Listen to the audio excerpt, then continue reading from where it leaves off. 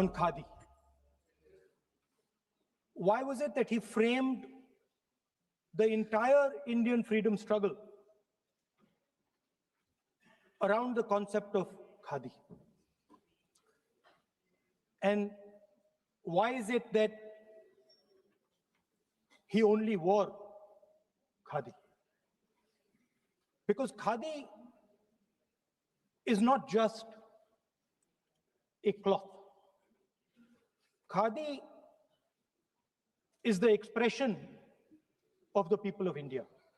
It is the imagination, it is the sentiment, it is the productive force of the people of Aaj Pehnaun Khadi.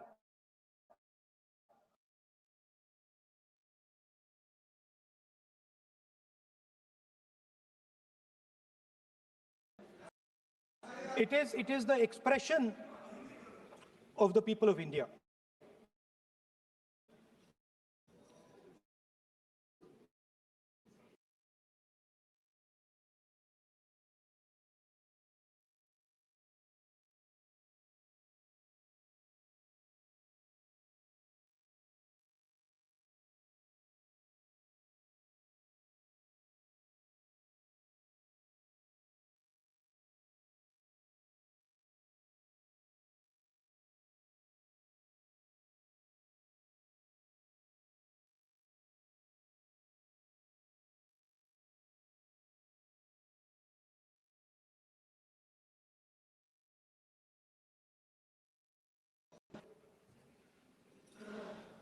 You will find different fabrics. There's the Himachali cap, Assamese gamcha, Banarsi sari, Kanchipuram sari, Naga jacket. And you will find that all these fabrics represent the people. When the people of Assam give you the gamcha, they're not just giving you a piece of cloth. They're giving you an expression. They're giving you a piece of their history, their tradition, their future, their imagination.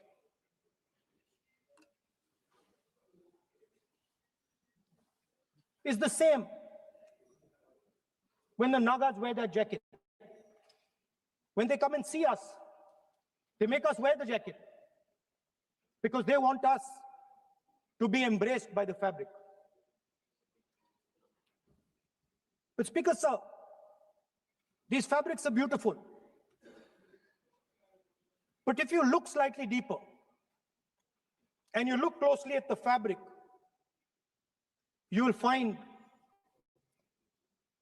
that each one of them has thousands of little threads embracing each other. A Kanchipuram sari might have a golden thread, but the golden thread means nothing without the green thread or the yellow thread near it. The other thing to notice about the sari or any other fabric is that all the threads are equal. No one thread is superior to another thread. They all come together. The threads cannot protect you. The threads cannot keep you warm. But when they come together as a fabric, they can keep you warm, they can protect you, they can express what you have in the heart.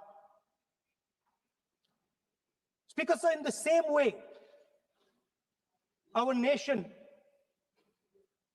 is also a fabric. It's a fabric made up of 1.4 billion people, and the fabric is woven together by the vote.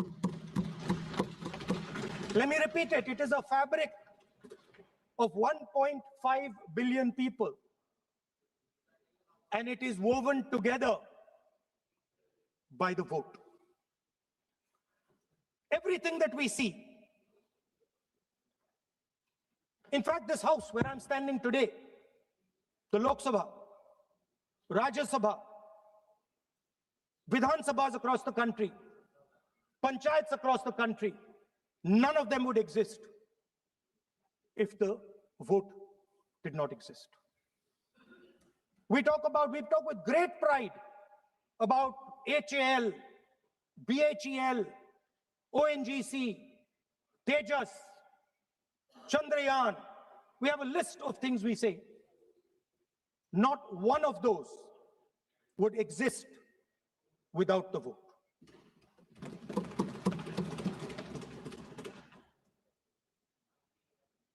Speaker, sir, it is the idea that every thread, every person in the Union of India is equal that disturbs my friends in the RSS. They're happy to see the fabric, but they cannot stand the idea that every single person in the fabric of our country, regardless of what religion they come from, regardless of what community they come from, regardless of what language they speak, should be equal. Because they fundamentally do not believe in equality. They believe in a hierarchy, and they believe that they should be on top of that hierarchy. Speaker, sir,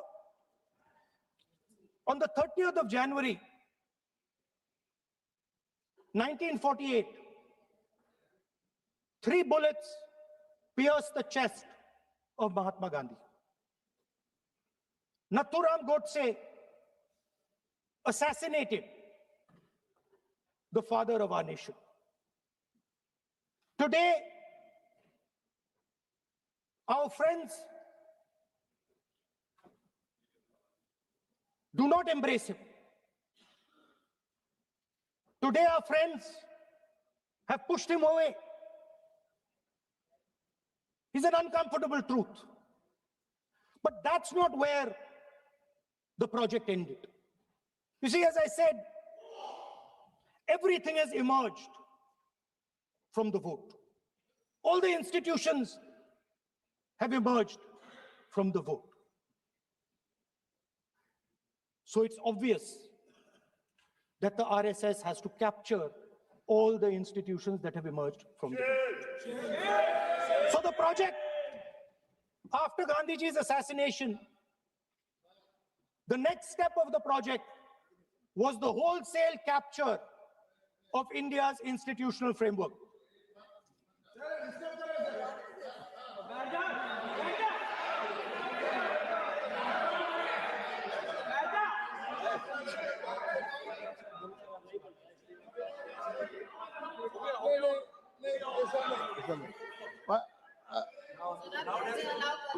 So what is this, sir? Sir, अभी नहीं करना होगा आज I'm doing. मैं बुलाता हूँ please बैठिए So, please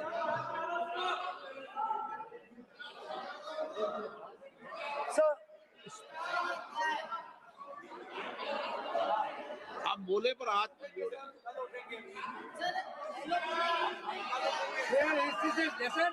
sir, these are uncomfortable truths, but they have to be spoken.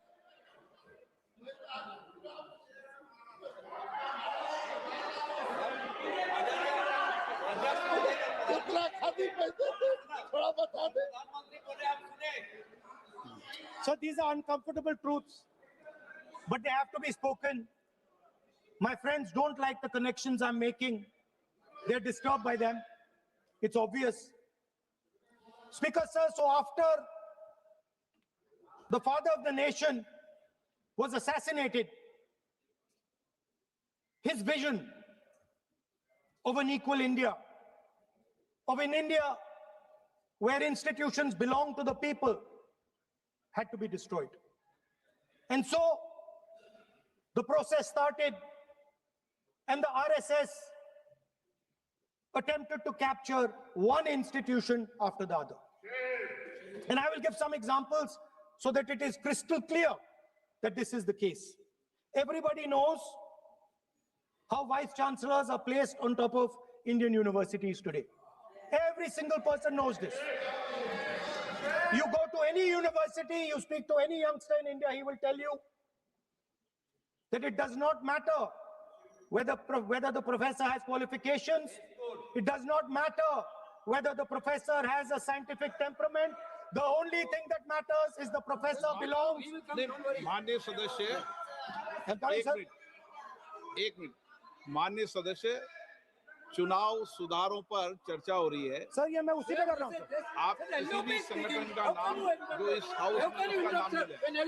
No LOP है तो इसका मतलब ये नहीं है एलओपी का मतलब नहीं आप जनरल बात बोलो आप राष्ट्रपति भाषण में बोलिए जनरल बात सर हम लोग सुन सकते हैं सर स्पीकर सर हम लोग सुनेंगे शांति से हम लोग शांति से सुनना चाहते हैं और ये आप लोग सुनिए ना क्या कहना चाहते हैं धमकी देंगे आप हम लोग सुनने के लिए बैठा है अभी तक नेता प्रतिपक्ष एक शब्द चुनाव सुधार का अभी तक आया ही नहीं है संसदीय कार्य मंत्री बोल रहे हैं मैं स्पीकर परमिशन से ही बोल रहा हूँ हम सुनने के लिए बैठे हैं अरे हम सुनने के लिए बैठे हैं नेता प्रतिपक्ष चुनाव सुधार के लिए जो सुझाव देंगे सुनने के लिए तो हम बैठे हैं लेकिन चुनाव सुधार को नहीं बोलते हुए कहा जो इस सदन से कोई वास्ता नहीं जो संगठन उसका कहानी किसी और का बोलना ये कोई उचित नहीं है समय बहुमूल्य है समय का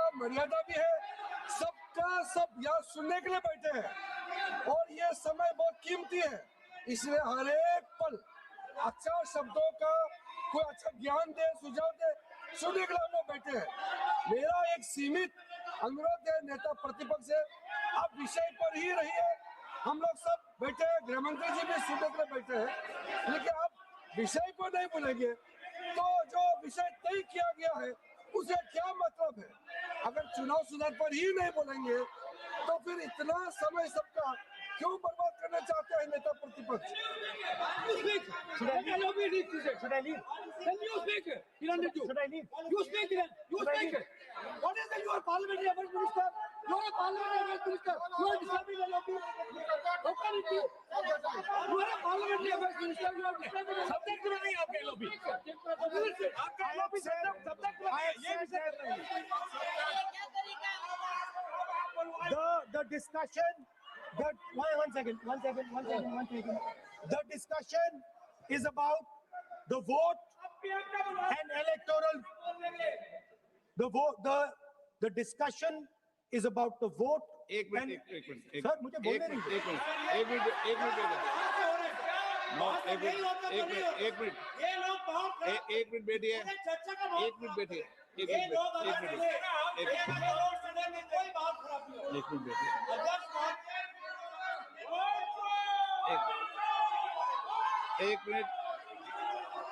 एक मिनट बैठिए माननीय सदस्य में बैठे बैठे अनऑफिशियली बोल रहे हैं उस विषय बोल रहे हैं सदन की गरिमा को बनाए रखें आसन को चुनौती देने का प्रयास मत करिए ये ठीक नहीं है Speaker sir, I want to make it very clear. Please. Speaker sir, I want to make it very clear. The discussion is about votes. The discussion is about the stealing of votes. The discussion is about the SIR, and I am framing my discussion about votes. Yes. And what is happening here is patently unfair. I am not being allowed to speak. I am being disturbed, and I put my protest here. I have done absolutely nothing wrong. I am talking about the subject. In order to capture the vote, you have to capture institutions. I am saying that institutions of India are captured, and I will come to the point, which is Election Commission is captured. So the project of the RSS was to capture the institutional framework of the country. And I said how the education system has been captured. Vice Chancellor after Vice Chancellor after Vice Chancellor is placed not on merit, not on capability, not on scientific temper, but on the fact that he belongs to a particular organization. Second capture, which helps in destroying democracy, the capture of the intelligence agencies. We have the Home Minister sitting here, the capture of the CBI, of the ED, of the Income Tax Department.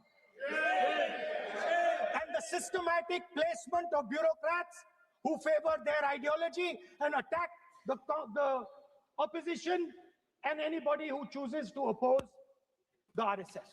That is the second institutional capture. And the third there are many more. I can go on. And the third institutional capture. What is this?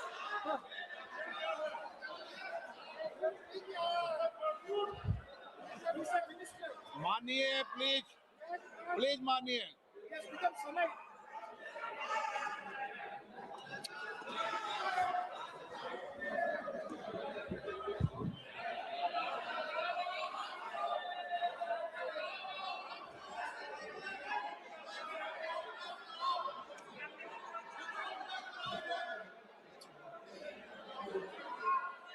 And the third election, the third capture of the institution that directly controls the election system of our country, the Election Commission. Now, I'm not saying this without proof.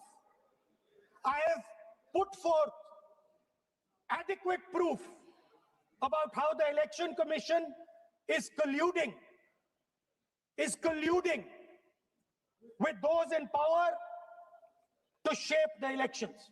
But I want to ask three questions first, which will make it very clear that the BJP is directing and using the Election Commission to damage India's democracy. The first question, why is it that the CJI was removed from the selection panel of the Election Commissioner?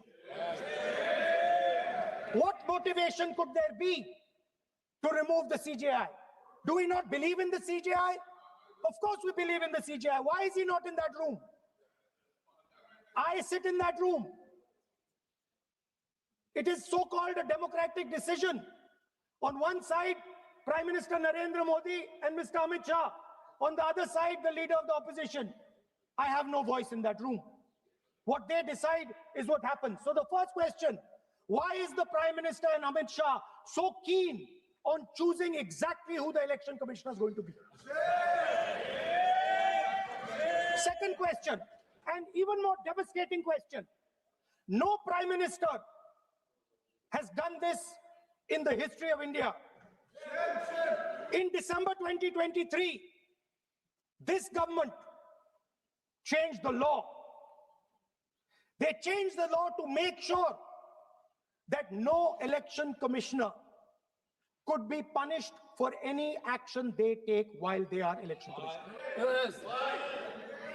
Immunity. Why would the Prime Minister and Home Minister give this gift of immunity to the election commissioner? Why would they need to give this tremendous gift that no Prime Minister has given ever before to the election commissioner? Yes. Mr. Shah is looking into the ceiling. Maybe he will answer this question when he speaks. And finally, why was the law with regards to CCTVs and the data that they contain changed?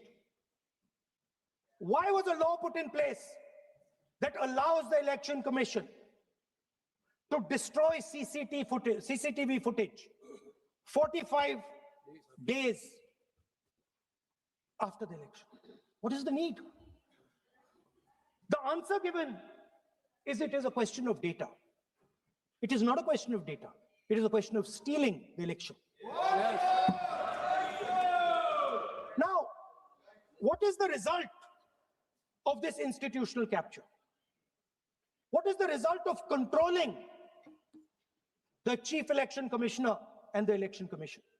First of all, We have a set of election campaigns that are tailored for the Prime Minister. 3-month, 4-month, 5-month long campaigns are taking place so that the Prime Minister's schedule can be fitted in to the program.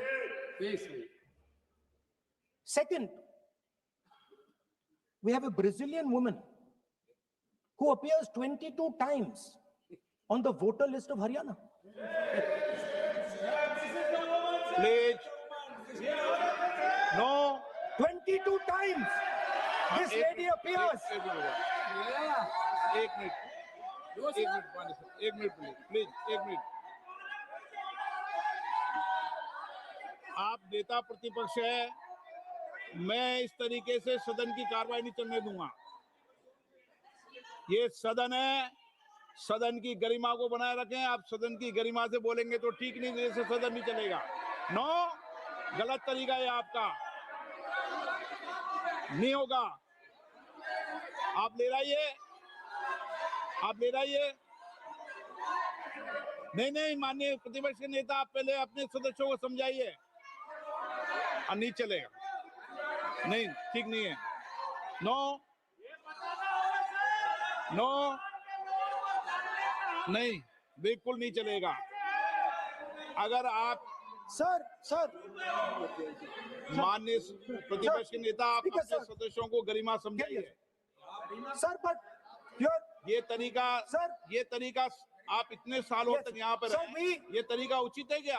Sir, विरोध का तरीका होता है, लेकिन ये उचित तरीका नहीं है। तरीका इधर भी हो, नो, उधर का तरीका क्या है सर? नो, सबका तरीका उधर से होगा, उधर से ही बोलेंगे, इधर से बोलेंगे, सब जगह से बोलेंगे।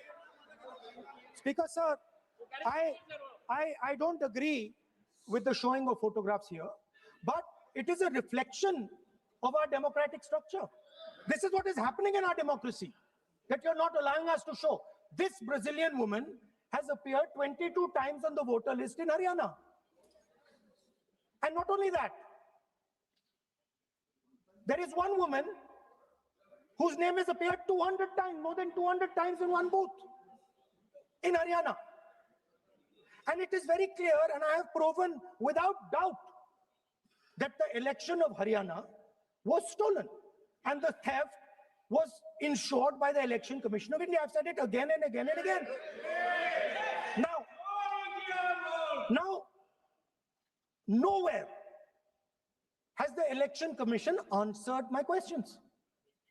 The Election Commission has not told me why this lady's picture has appeared on the polling list. They have not told me why lakhs and lakhs of duplicate voters are existing. They have not told me why a BJP leader is coming from Uttar Pradesh to vote in Haryana. These are straightforward questions. And there is clear proof which I have put in front of the country. Right? But the Election Commission has no answer to these questions. And that is the result of the complete capture of the Election Commission by the people across the aisle. By the way, you're talking about SIR in Bihar. Let me say something about SIR in Bihar. Why is it that after the SIR in Bihar, 1.2 lakh duplicate photos are existing in Bihar, in the voting list? If you've cleaned up the voting list, why are there 1.2 lakh duplicates in Bihar? And we've not just proven this about Haryana. We have proven this in Karnataka, we have proven this in Maharashtra, and I'm absolutely certain this is how you're winning elections in Madhya Pradesh, in Uttar Pradesh, in Bihar, across the country. Now, so what I'm putting on the table is, it is very clear that you've captured the institution. I've shown the mechanism of that capture. I'm also showing you how the Election Commission is doing things that are completely out of line. I'm not getting any answers. Right? So now let us come to how, when we are talking about electoral reform. Electoral reform is very simple. The point is, nobody wants to do it. The government doesn't want to do it. What does electoral reform require? What we've been saying.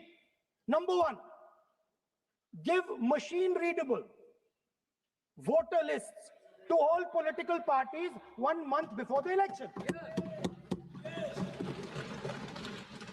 That's the first step. The second step is take back the law that allows the destruction of CCTV footage. Very simple, not difficult. While you're doing that, also tell us what is the architecture of the EVM. Give us access to the EVM. Let our experts go and see what is inside the EVM. Till today, we have not had access to the EVM. We are not shown the architecture of the EVM. We're not physically allowed to go and see an EVM. Give us the architecture. Give us access to the EVM. And finally, please change the law that allows the election commissioner to get away with whatever he wants to do. That's all the electoral reforms you need. And I want to assure the election commissioner that they might be under the impression that this law lets them get away with it. Let me remind them, don't worry. We are going to change the law, and we are going to change it retroactively, and we are going to come and find you. Right? So this is the situation that the country is faced with. You know, everybody says to us, India is the biggest democracy. Actually, I was thinking today, we're not just the biggest democracy. We're the greatest democracy. And I'm not saying it just like that. I'm saying it, America calls itself the oldest democracy. But the democracy that weaves together the largest number of people, the largest diversity of people, the largest number of languages, the largest number of states is this. And so our most powerful asset, the thing that stitches together the entire concept of modern India, stitches together the fabric of modern India, brings people together, allows them to build this great nation, is being attacked by these people. They're destroying it. You know they're destroying it. I know they're destroying it, and they know they're destroying it. And I'd like to conclude by saying that the biggest anti-national act you can do is vote chori. There is no bigger anti-national act that you can do than vote chori. Because when you destroy the vote, you destroy the fabric of this country. You destroy modern India, you destroy the idea of India. So I'd like to conclude by saying vote chori is an anti-national act, and those across the aisle are doing an anti-national act. Thank you.